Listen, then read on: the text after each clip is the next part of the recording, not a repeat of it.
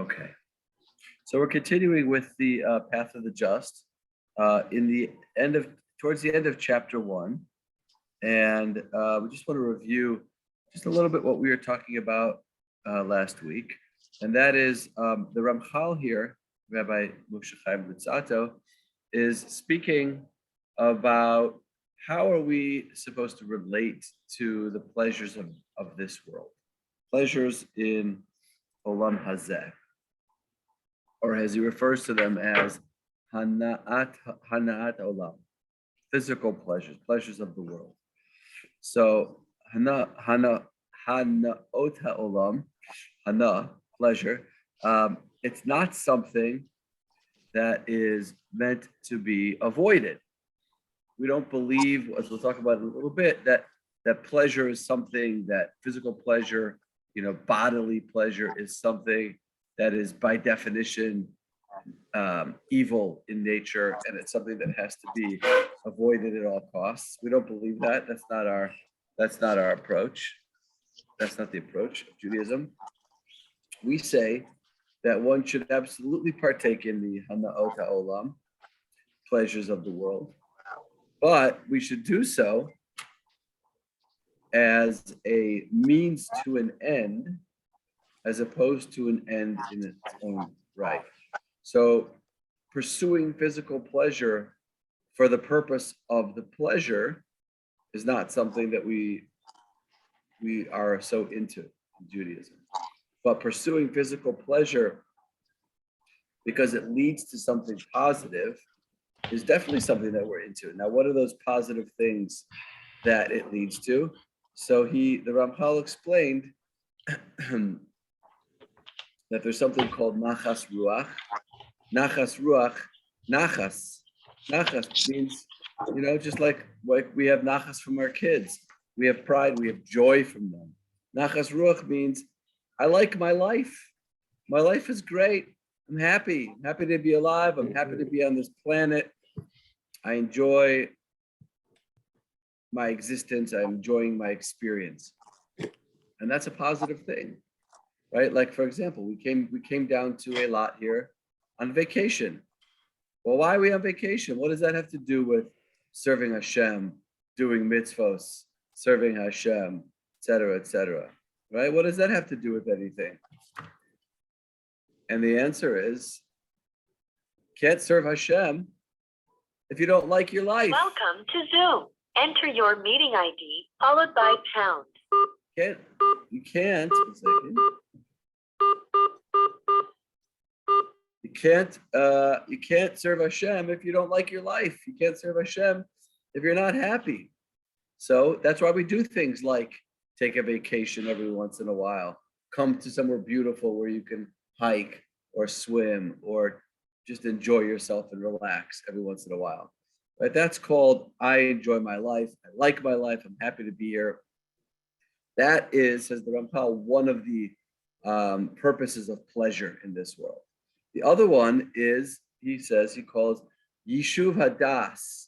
Yishuv Hadas means I'm not stressed out. I'm not filled with anxiety all the time. I don't have intense pressure on me every moment of my life in every area of my life, right? Because I'm able to, I've set up my life in such a way where I have the basic things that I need, and I don't have to worry about where my next meal is going to come from, and I don't have to worry about how I'm going to feed my family. And these are all things that go into what we call Yishuv Hadas, having that sort of grounded attitude in life, that feeling of being grounded, of being able to, have the bandwidth, so to speak, for other things in life. When we have tons of stress because we have stress at work and we have concerns and fears about how we're going to support our family or how we're going to provide for our most basic needs, I don't have the bandwidth to be able to think about things like doing mitzvos or davening or learning Torah. When you have a lot on your mind, when you're distracted, when you're worried about a lot of other things, Have you ever tried to sit down and learn Torah or go to a Torah class or whatever when you have a million other things on your mind, right? Let's say you're moving next week, or you're changing jobs, or there's something big going on and it's about to happen and it's weighing on you. And you try to sit down and either read some Torah or go to a class or whatever, or daven. Forget about it. It's so difficult. It's so difficult. So that's why we need Yishuv Hadas. We need to be able to have that bandwidth. And that part of that comes from enjoying things in life and having the things that we need, the basic things that we need in life. Okay, so that's very, very important. And I think the problem is that there's a fine line over here, because it's very easy to cross over to the point where the pursuit of the pleasure becomes for the purpose of the pleasure, right? It becomes for the enjoyment itself. It becomes for the pleasure itself. We have to be very, very, very careful. We have to enjoy the pleasures of this world. Hashem put them there for us to enjoy, and they're there for us, and we're supposed to enjoy them. But why? So that we can have that ability to be able to free up our minds and to be able to have the clarity that we need. So take a look what he says over here. We're on page 38, 39, let's say. Okay, let's say in the bottom of 38. Ramchal summarizes the lessons taught in this chapter. So he says, thus we have learned that the essential purpose of man's existence in this world is only to fulfill mitzvos and to serve Hashem and to withstand the tests that one faces.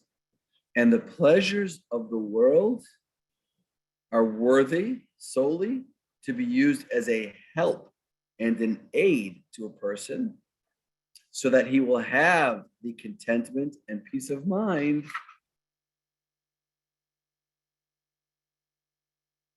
in order to be able to free his heart to focus on this service that is incumbent upon him. Okay, so that is the reason why we are enjoying the pleasures of this world. But we have to be very careful. Okay, we can't let them take over. The goal, the pursuit of the pleasure can't become the goal of your life. Okay, and this is where many people make the mistake, especially young people in their 20s and in their 30s who are really in the game, so to speak, right? We all know people. Do we know people like this? Have we ever been people like this? I think, I know myself, I've been in that place for sure, where we're running after the pleasures of this world becomes the goal, becomes the purpose, becomes that's what we're pursuing, not just as a means to an end, but as the actual purpose itself. So that's where we have to be very, very careful. So let's just continue over here. So on the top of 39, based on this synopsis of man's purpose in the world, Ramchal responds to the second question he posed at the beginning of this chapter. What should be man's outlook and ambition in everything he strives to achieve throughout his entire life? So here he says it so clear, it's unbelievable, crystal clear. So we'll read it and then we'll discuss it.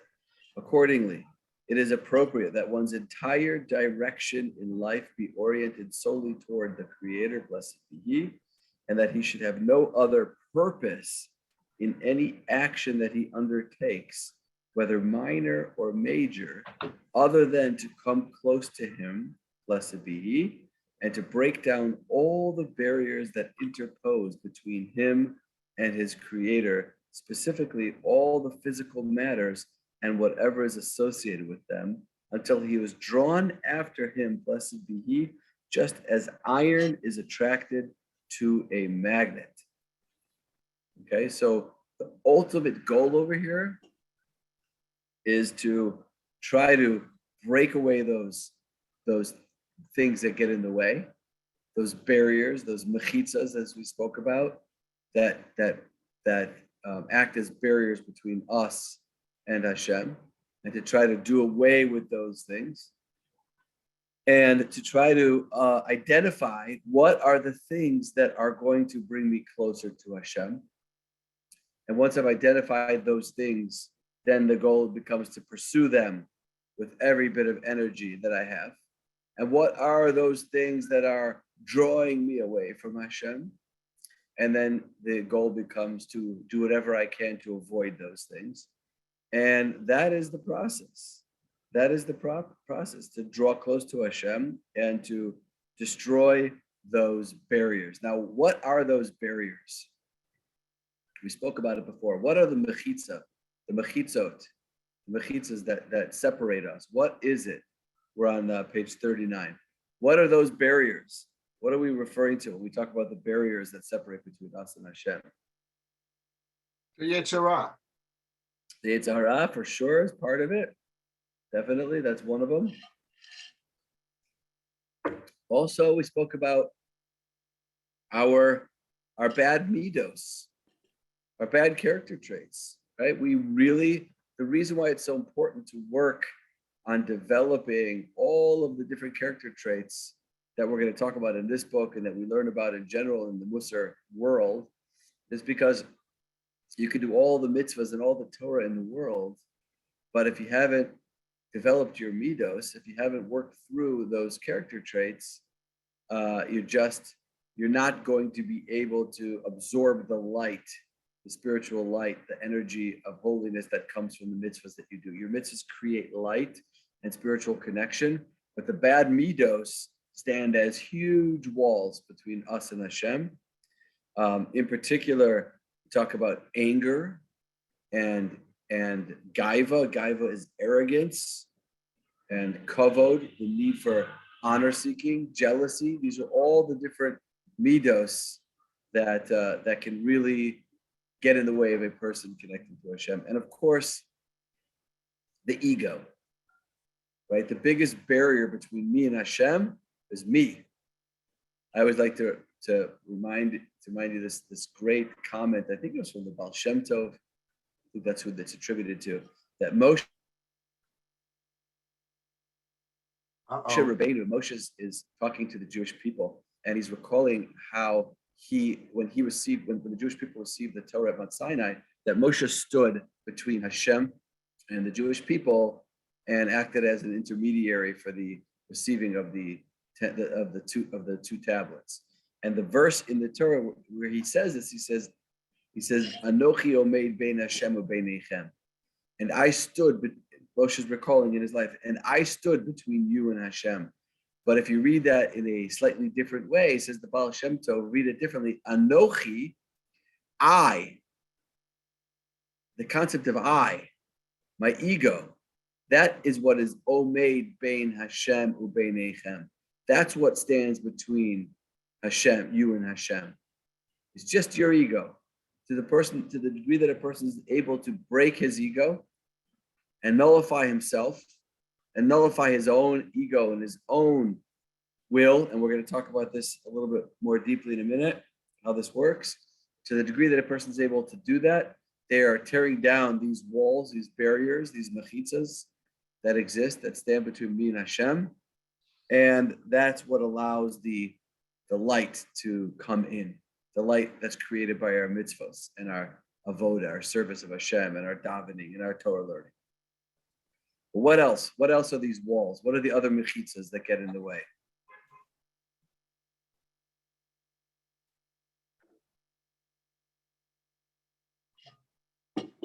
Earning a living, just the necessity of providing. Okay, it's not so much the earning a living per se that is a mechitza, it's how we relate to it.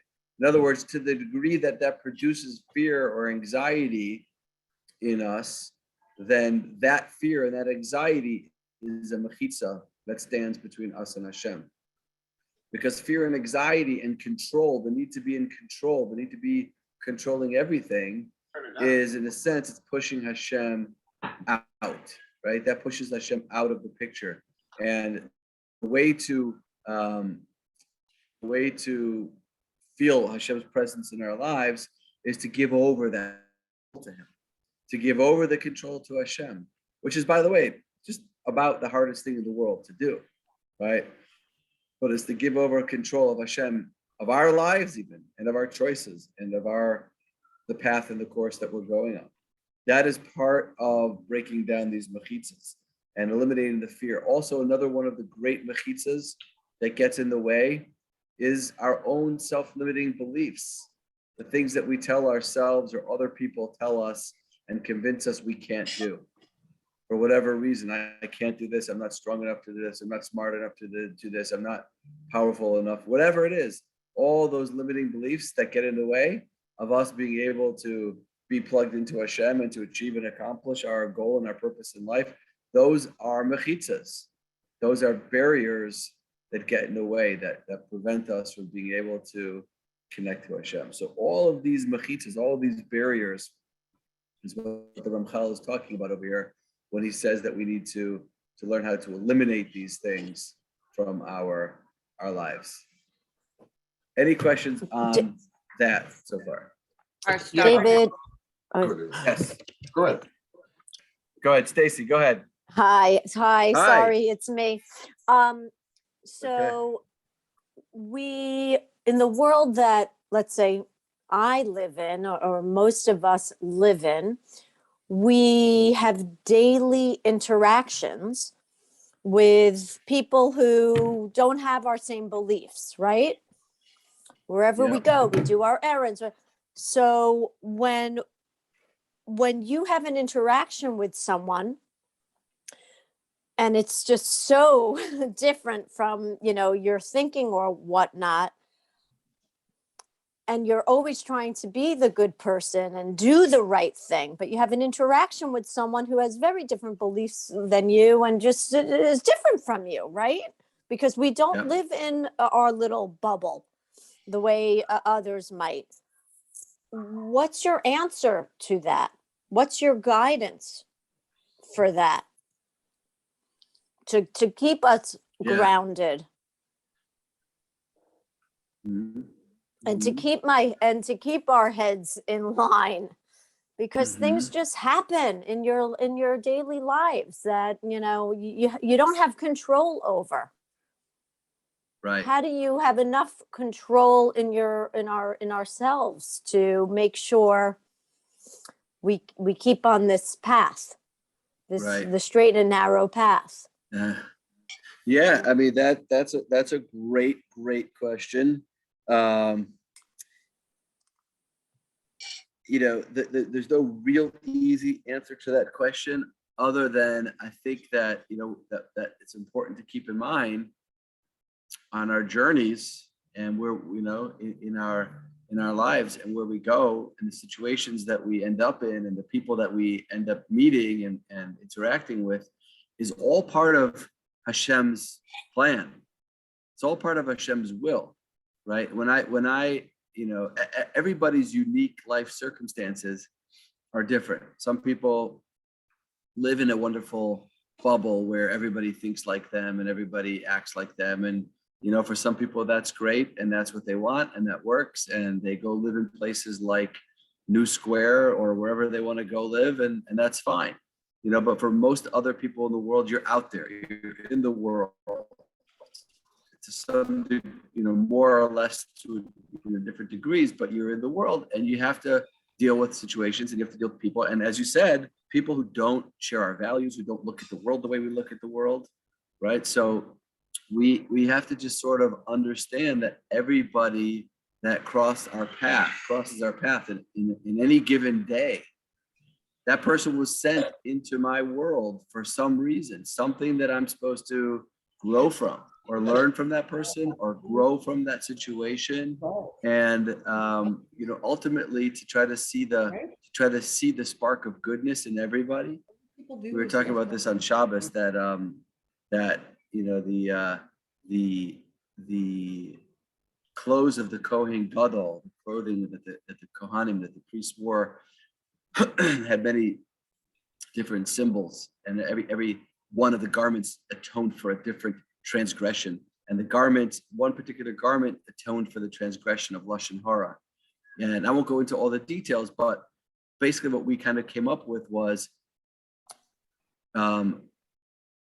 being able to control our mind is really the answer to not speaking negatively about other people, because lashon hara is not really a sin of the mouth. It's a sin of the eyes and of the mind. It's the way you look at other people, and it's the way you think about other people. So if you can control your mind to look at somebody else and say, Hashem, you sent me this person.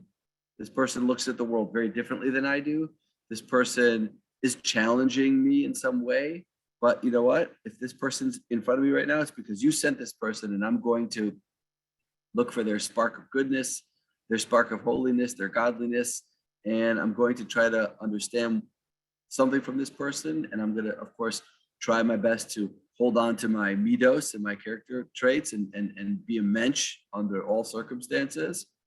And then I think that, like, if we train ourselves to see everything that's happening to us as directly coming from Hashem, and you're just a shaliach, you're just a messenger to Hashem to do something, to teach me something, to show me something, for me to learn something, then I think that we have a better chance of being able to relate more positively to people and to situations that are, not the ones we necessarily are trying to surround ourselves with. But it's hard. It's a challenge. Thank you. I love that. Thank you. Yeah. Okay. Yeah, Brian. Yeah, I try to think that I'm representing Jewish people in these uncoupled interactions that we were talking about. So not necessarily come and then that control my midos, something that's really obnoxious or I disagree with, try to control anger. Certainly if it's something that I know and they don't explain it in an arrogant way, just try to treat people in a way that we reflect well on, Jews. And also from the Lubavitch point of view, that you're bringing Hashem down to the lowest places. Let's say you're down with somebody who is kind of unrefined, crass, and then there's a feeling that I get to kind of meet them where they are, which is, exactly what you don't want to do.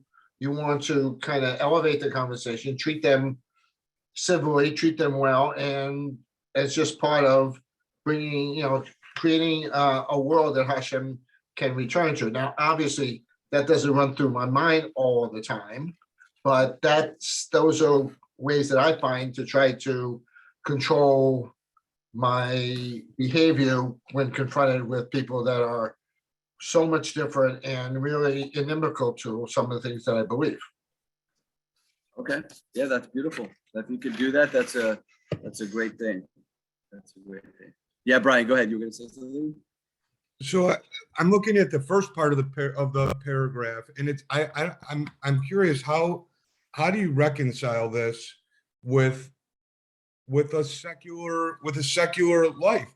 It says that one's entire direction in life be oriented solely toward the Creator, blessed is He, and that he should have no other purpose in any action that he undertakes, whether minor or major, other than to come close to him, to Hashem.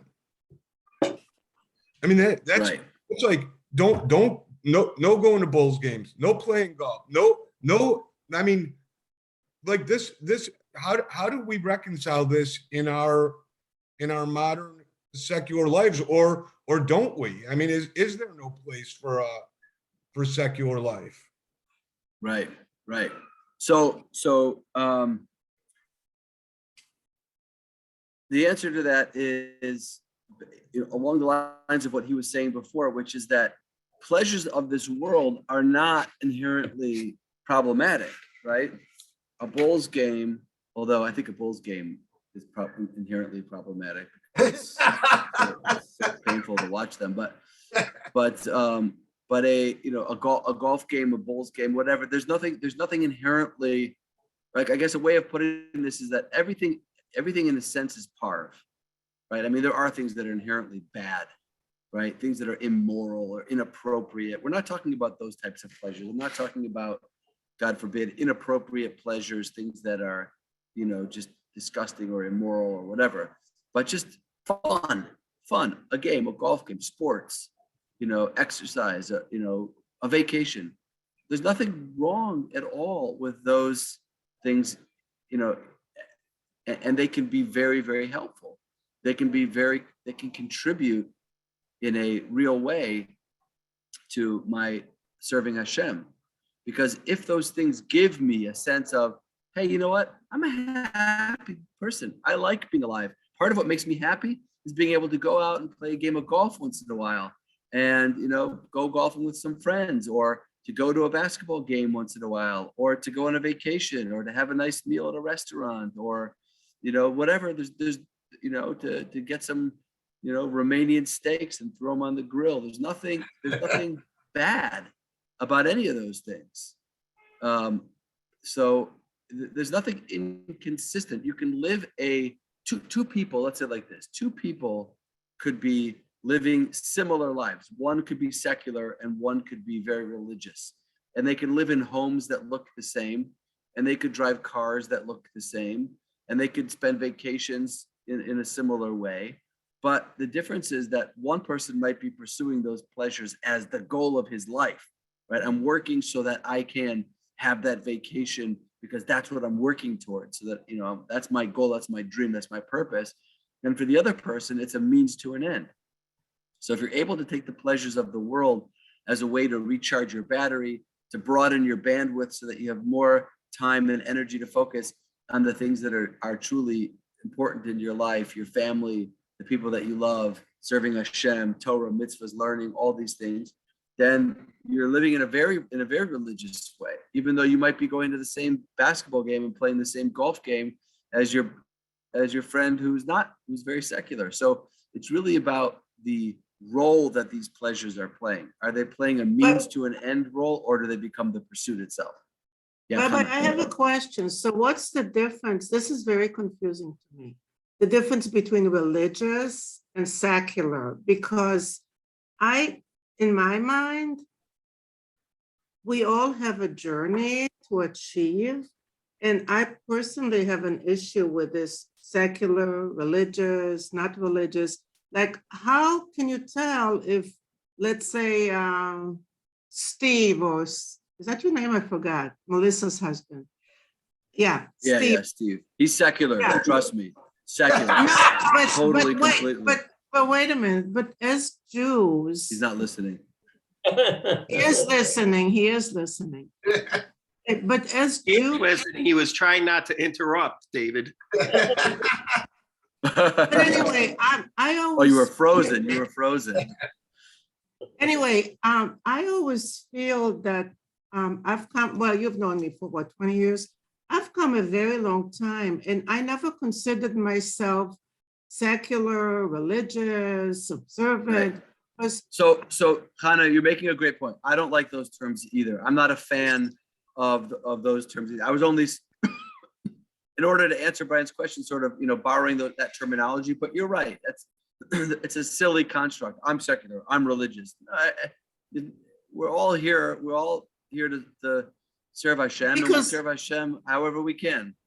Right, because I don't know if I've ever met Brian, but I don't know if I don't really care. I know he's on your Zoom. I know he's a Jewish person, which again, Jewish, no Jewish. I mean, obviously we all on your Zoom are Jewish, but it seems, I don't know, from what he says, he seems like a nice person. And to me, that counts. Well, right? I wasn't. Right. So I We don't know. We're not judging. We're not in the. Rabbi, I wasn't saying secular people versus religious people. I was saying there are certain activities that we go about in the course of our lives that are secular in nature, and what you're saying is bring spirituality to those secular things. And I was just trying to make a note of the language that this language here is very distinct, and it's very clear that it's saying, entire direction. I mean, there's so many exclusive adjectives and adverbs in here, which state that really you should not, a Jew should not pursue anything secular in nature, and we should only pursue those things which bring us closer to Right. Hashem. But why are those mutually exclusive? But- Like, Exactly. Right, exactly. In other words, it's not the pursuing X, whatever X is. X could be secular or could be religious. How you do it. It's how you're pursuing it and why you're pursuing it. Right, exactly. Is a vacation to a lot secular or religious? Depends what you do.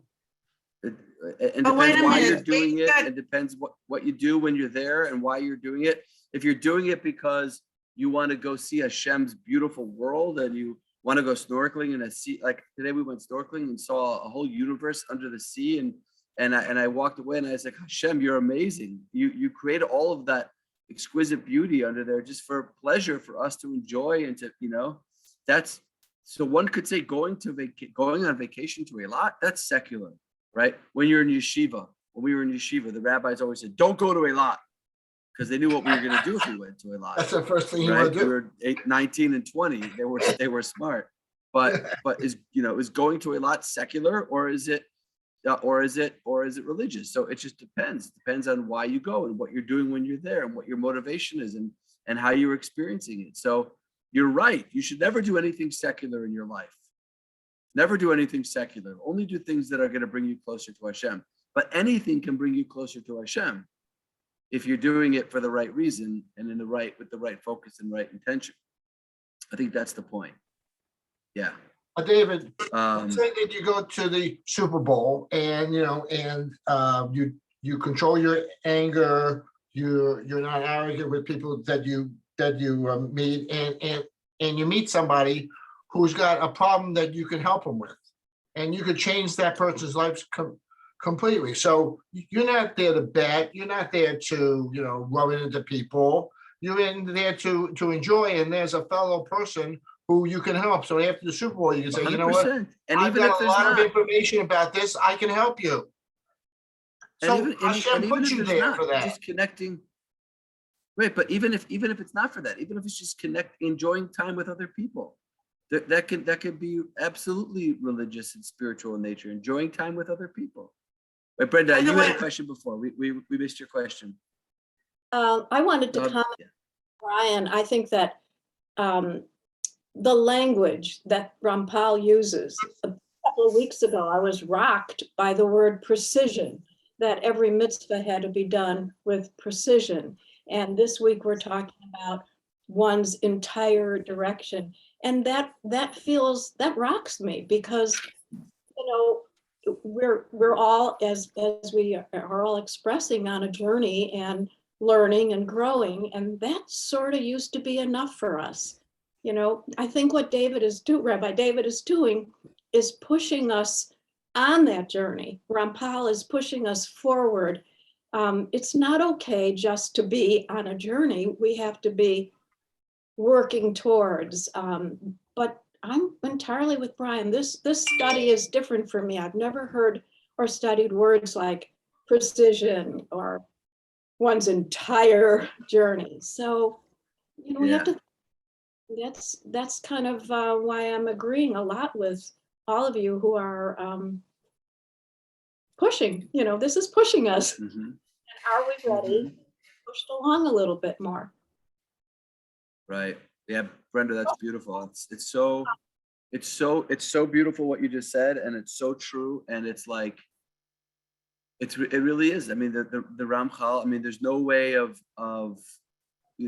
looking at it any other way. The Ramchal is challenging us over here, all of us, and there's no point where this becomes not challenging, because, wherever you are, there's always so much that you can look at your life, and you can rationalize things so easily and justify things so easily. But at the same time, like, there's something so beautiful about what he's saying too, because what he's saying really is that everything we do in our lives has the potential to have so much meaning to it. And it's really just about the perspective and the attitude that we have towards the things that we're doing. And that's something I think I always find so beautiful about Judaism in general, is that you don't have to even change that much. It's to be connecting to Hashem. All you really have to change is sort of your perspective and your attitude. A lot of times, the way you relate to things, and all of a sudden you can find that you're serving Hashem and you didn't even know it, right? So, but no, it's exciting and it's challenging, and like you said, it's pushing us to go a little bit further and a little bit deeper in our service of Hashem. Let's finish, because along those lines, you'll see what he says on the next page. It further drives home this idea. On page 40, he says, thus, anything that one thinks can be a means towards this closeness, right? If anything that you identify in your life as, hey, you know what? This is going to bring me closer to Hashem, right? This is going to get me into a new place. This is going to bring me closer to Hashem. You should pursue and grasp that thing and not loosen it from his grasp. And anything that he thinks can be a barrier to this goal, the goal of clinging to Hashem, he should flee from it as one flees from a fire.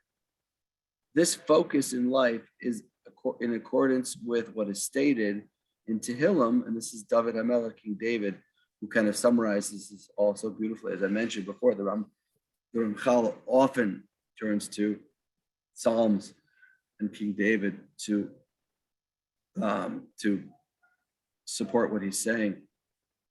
So David HaMelech says over here, Davka nafshi acharecha bi tamcha yeminecha. My soul cleaves after you. Your right arm has supported me. Meaning, what is he saying? He's saying, my soul yearns for that connection and that closeness to you. And you have helped me all the way along in this journey to come closer and closer and closer to you every step of the way. So it is clear that this should be one's focus, as one's entry into this world is only for this goal, that is to achieve this closeness, while escaping everything that impedes or detracts from it. Now, you think about this, like we do treat our lives like this. We do live our lives like this. When we are, focused, when we have a goal, when we have a intense goal that we are absolutely, singularly focused on achieving or accomplishing. Have you ever met anyone in your life? Did you ever know anyone in your life who had tunnel vision? There was just one thing, one goal in their life, and that was it. They were running, that was everything to them. I knew someone like that. Do you guys know anyone like that? You ever know anyone who had absolute tunnel vision? Yes. Yeah, who? Well, there are people that I've known that money was their God, and that was pretty much first, second, and third. Okay. Everything was achieved. Everything was titrated in money, and every goal was to make as much as you could. Okay. And their judgment of people was based on how. Also, right. Larry, you unmuted yourself? Did you have someone that you were thinking of? Susie had something incredibly deep to share. I do not. She always does. I was just going to say that one way to look at it is to just go through your life with a God awareness. Like you said, what you saw, you went on, you snorkeled, you went under the water, and you immediately said, look at this gorgeous world that God created under the sea. But you can be taking a walk and see a beautiful flower, or a baby, or a mountain, or a rainbow, or a million other things. And you can say, Hashem. Sorry, Susie, yeah, go ahead. Sorry, I got cut off for a second. Oh, I was just saying that it can be anything. It could be a flower, it could be a baby, it could be a mountain, it could be a rainbow. Anything you see, if you walk through your life with God awareness, then that's a way to inherently become closer to Hashem in a positive way. And if something bad happens, you can try to mediate that, which is more difficult, but saying, well, God wanted this to happen for a reason, so now I need to figure out the right way to react to either rectify or live with it. But Right. it's a God awareness. I think that, I don't know if that's what Ramchal is saying, but I think that is a part of this, of getting closer to Hashem. Absolutely, think- no question about it. And that's what this creates, that's what this is all designed to create, is that God awareness, that you can literally be thinking to Hashem, every moment, no matter what you're doing, even when you're doing the most mundane, pedestrian things, because that's part of life. And that's part of what Hashem, the situation that Hashem put you in. And if you think about somebody, I was thinking about Rabbi Noach Weinberg. I know I talk about Rabbi Noach Weinberg a lot, but that man had tunnel vision. There was one thing on his mind every second of his life, and that was bringing Jewish people closer to Hashem. That's all he did. That's all he cared about. That's all he thought about. And he had total tunnel vision, right? And there was nothing that could stop him. So if he identified something as potentially helping him to reach that goal, he would jump on it. And if there was something that he identified that was going to get in the way of him reaching that goal, he would flee and push it away as far as he could. So when we think about tunnel vision, we all should have tunnel vision in the sense that our one goal in life should be closeness to Hashem. Now, how do we get there? There are a million ways. But in our own lives, we identify things that bring us closer to that and things that move us further away from that. And then based on how we identify those things, we make choices. And that's the journey. Lee, you got to unmute there. Can So- you hear me, David? Oh, Yeah, but go ahead. Michael. Yeah, 1 second, Michael. Yeah, I'll come to you in a second. Yeah, go ahead, Lee, and then we'll. I was just going to say that, to me, this is poetry, right? This is a very poetic wake-up call that tells us to be, much to the last speaker's comment, to be mindful and to be intentional about how we go about our lives. And one of the topics that had come up earlier was this idea of how do we navigate maybe more secular ideas versus, let's say, the morality that we aspire to, or the ideas that we aspire to. And I really think that every hour of every day, we are given an opportunity to show up with who we are, based on what we learn, based on our relationship with Hashem, and how we should conduct ourselves over the course of a given day, regardless of any of the stimulus around us, right? But there are constant opportunities to be able to show up with our own values, regardless of what happens around us. And it's challenging, but it's also totally necessary, right? At some point, you have to take all of this learning and see where the rubber meets the road. That it's not enough to just learn and read and connect. It's really about how we conduct ourselves in our day-to-day lives. Yeah, very true. Right. Very true. Well said. So the way I look at it is we have a body and a soul, right? And Hashem's given us the mitzvahs. That's theoretically our direction should be living all moments doing mitzvah. But as that, you still have to take care of your body to be able to do that. You have to take time to eat, nourish yourself. We have a brain with emotional centers. We need to do things that gets our brain in a good spot emotionally to allow us to do all that, to become closer. So I think what it's saying is, we have to take care of ourselves to move towards that point where all our pleasures would be derived just by doing mitzvah, but that's a process. Right. Exactly. And it's the whole you that has to be involved in serving Hashem, right? Hashem put your soul in a body. He could have let your soul, dangle in air, but he put it in a body because that's part of what life is all about. It's it's getting that balance and working together with the body and the soul together. Absolutely. I give an example of something. Sure.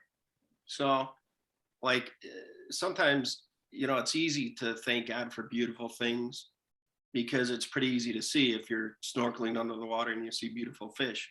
But like, I think a lot of people know I'm a cancer survivor. And when my cancer came back, I really saw it as a terrible thing. And like, even had a hard time believing a little bit that there could be a God and how could he do this to me? But in hindsight, now I talk to a lot of people that have cancer. I talk to family members of people that have cancer, and I'm able to help a lot of people. So something that I didn't see as a beautiful thing was a really tough thing, but it really is a beautiful thing. And I think that's what, like, having the focus on closeness to Hashem, now I feel closer than I ever have. So it's not always easy to see as beauty also. And that's why you have to work hard on the path, I think, and be focused. Yeah. Wow. That's amazing. And I would ask you, here's an interesting, challenging question. I think that it's probably easier to feel that way when it's in the rearview mirror than when it's happening, right? Was there a point while it was going on that when the cancer came back the second time that you were able to have clarity like that, even while it was still, I mean, thank God it's how many years, it's 10 years now, since it's Almost 15. 15 years since the second time? Yeah. Oh, wow. Yeah. I just want to say, I didn't know that. I actually didn't know that about you. And your point of view is truly remarkable. I mean, I think you should be commended for, your perspective on all of this. I think is really admirable. Thank you. Yeah. And I want to see what we're having for breakfast at some point.